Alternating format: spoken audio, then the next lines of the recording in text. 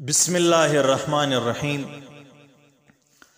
آج کل غیر مقلدین نے حنفی عوام کو پریشان کرنے اور اپنے لامذہب ساتھیوں کو مطمئن کرنے کے لیے ایک سلسلہ شروع کیا ہے۔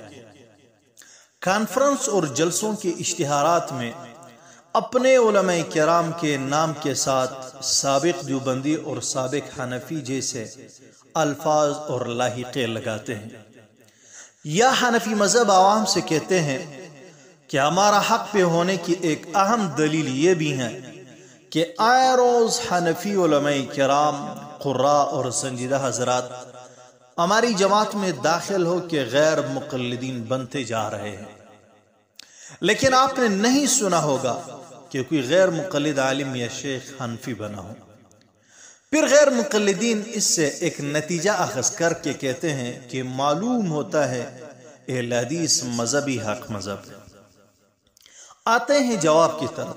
دیکھیں، در حقیقت حق تک پہنچ کر حق کو قبول کر لینا یہ حقانیت و صداقت کی دلیل کہلائے گی۔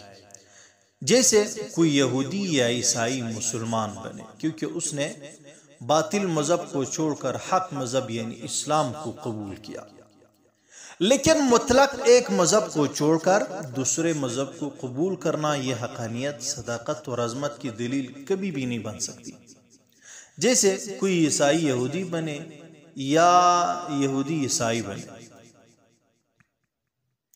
اسی طرح اس کی آسان مثال آپ یوں بھی دے سکتے ہیں، جیسے کوئی منکر خدا منکر حدیث بنے، اسی طرح کوئی قادیانی منکر حدیث بن جائے یا منکر حدیث قادیانی بن جائے، تو یہ حق ہونے کی دلیل کبھی بھی نہیں بن سکتی۔ اس کو طلباء مذہب حضرات بھی تسلیم کرتے ہیں۔ کہنے کا مطلب یہ ہے کہ مطلق ایک مذہب کو چھوڑ کر دوسرے مذہب کو قبول کرنا یہ حق ہونے کی دلیل نہیں، بلکہ واقعتاً حق کو پا لینا یہ حق ہونے کی دلیل کہلائے گی۔ امام المناظرین حضرت اکاڑوی صاحب رحمۃ اللہ علیہ عجیب انداز سے مذکورہ وسوسے کا جواب دیتے تھے۔ فرماتے تھے حضرت کہ شیطان لعین پہلے فرشتوں کی جماعت میں رہتا تھا، مگر حضرت آدم علیہ السلام کو سجدہ نہ کرنے کی وجہ سے ملعون و مردود ٹھہرا۔ کیا اب کوئی کہہ سکتا ہے کہ شیطان کا فرشتوں کی جماعت کو چھوڑ کر شیطانیت کو اختیار کر لینا حق ہونے کی دلیل ہے؟ یقیناً ہرگز نہیں۔ تو جس طرح شیطان کو سابق رفیع کے ملائکہ کہہ کر فرشتوں کی عظمت و شان میں کسی قسم کی کمی نہیں آنے دیتی، بالکل اسی طرح کسی مفاد پرست کا حنفی مذہب کو چھوڑ کر لامذہبیت اختیار کر لینے سے حنفی مذہب کی شان و عظمت میں کسی بھی قسم کی کمی نہیں آنے دیتی۔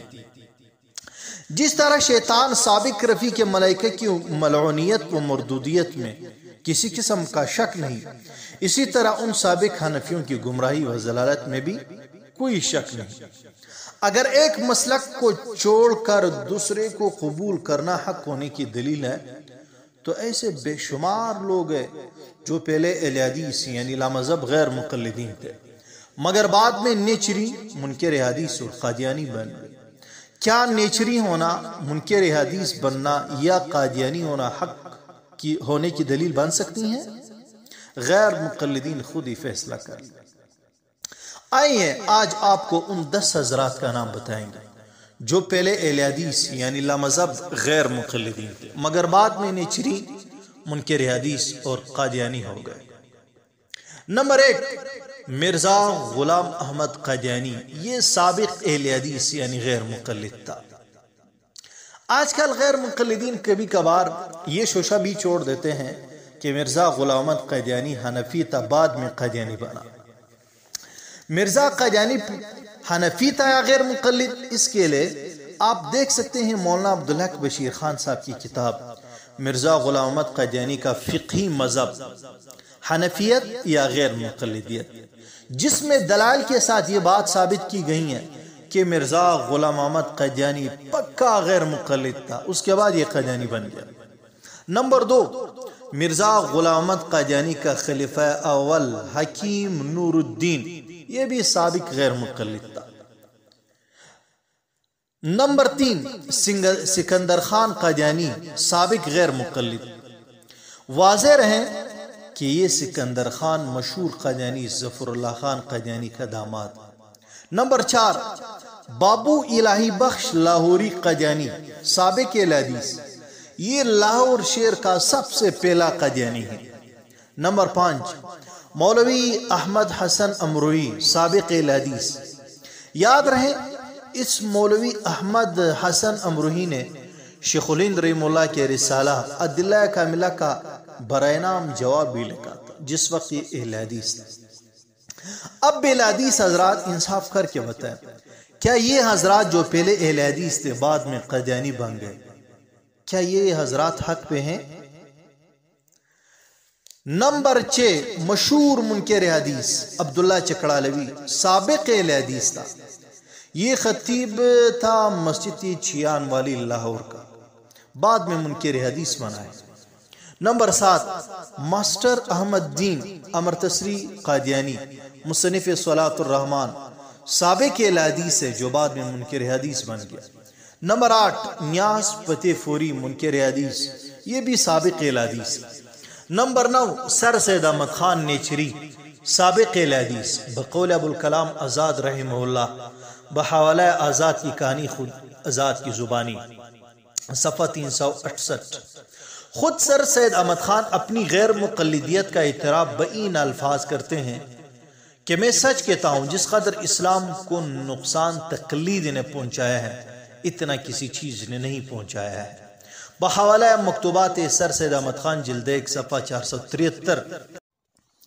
نمبر 10 جماعت المسلمین کے امام و بانی پروفیسر مسعود احمد BSc کی سربراہی میں سینکڑوں اہل حدیث فرقہ کو چھوڑ کر جماعت المسلمین میں شامل ہو گئے۔ کیا اب کوئی مائی کلال غیر مقلد یہ کہہ سکتا ہے کہ ان حضرات کا مسلک اہل حدیث کو چھوڑ کر نیچری منکر حدیث اور قادیانی بنانا حق ہونے کی دلیل ہے؟ یقیناً کبھی بھی نہیں کہہ سکتا۔ غیر مقلدین کو درد دل کے ساتھ دعوت فکر دیتا ہوں کہ خدا را تحقیق کے میدان میں قدم رکھ کر آگے بڑھنے کی کوشش ضرور کرے، مگر ایسے شیطانی وساوس سے عوام کو ورغلانے کی شرانگیز محنت سے باز آئے۔ اللہ تعالی ہمارا حامی و ناصر ہو۔ وآخر دعوانا ان الحمد للہ رب العالمین۔